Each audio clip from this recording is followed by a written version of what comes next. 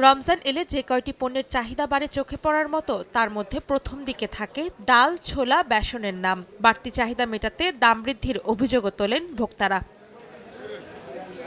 তবে এবার এখন পর্যন্ত কিছুটা স্বস্তির খবর দিচ্ছেন রাজধানীর কারওয়ান বাজারের খুচরা বিক্রেতারা। তাদের হিসাবে বর্তমানে ভালো মানের প্রতি কেজি ছোলা বিক্রি হচ্ছে ৮০ থেকে ৯০ টাকায়। গত বছর এ সময় যা বিক্রি হয়েছে ১০০ টাকায়। বছর ব্যবধানে কমেছে ছোলার ডালের দামও।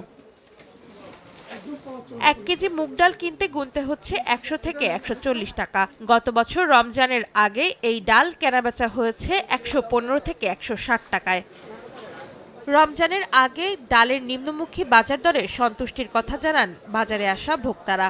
দাম এখন কন্ট্রোল আছে, দাম বেশি নেই। দাম তো মোটামুটি ভালোই আছে। পরিবেশ পরিস্থিতি যদি এরকম থাকে, আশা করতেছি যে এবার রমজানের বাজারটা ভালো থাকবে। গতবার তো লাগামহীন বাজার ছিল, যে ক্ষেত্রে মানুষের ক্রয় ক্ষমতার মধ্যে কিছু ছিল না। এখন মোটামুটি স্বাভাবিক অবস্থা আছে।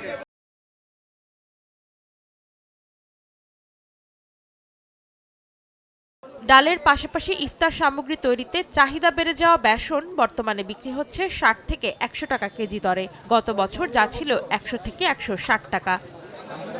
বিক্রেতারা বলছেন সরবরাহ স্বাভাবিক থাকায় সুফল পাচ্ছেন ক্রেতারা। তবে নির্বাচনী ডামাডোলে এখনো বাজারে লাগেনি রমজানের বেচাকেনার ছোঁয়া। রমজানের যে পণ্যগুলা, বিশেষ করে ছোলা, খেসারি, ডাবলি, সয়াবিন তেল, চিনি, প্রত্যেকটা মালের সরবরাহ গেছে বছরের তুলনায় ভালো, দামও কম আছে। নির্বাচনকে কেন্দ্র করে আমাদের বিক্রি একদম খুবই নগণ্য। এখনো যে রমজানের যে একটা বিক্রি, যে একটা আমেজ, আর বিশেষ করে আপনাকে কিছু জায়গায় সরবরাহ হয়ে গেছে বা এখন আর অল্প কয়েকদিন বাকি, ওই হিসাবে আমরা বিক্রি খুবই একদমই সংকট। তবে বাজারে বছর ব্যবধানে কিছুটা বেড়েছে মসুর ডালের দাম। গেল বছর ফেব্রুয়ারির প্রথম সপ্তাহে প্রতি কেজির দাম ১০৫ থেকে ১৪০ টাকা থাকলেও এবার তা বিক্রি হচ্ছে ৮০ থেকে ১৬০ টাকা কেজি দরে। অন্তরা সেন, সময় সংবাদ, ঢাকা।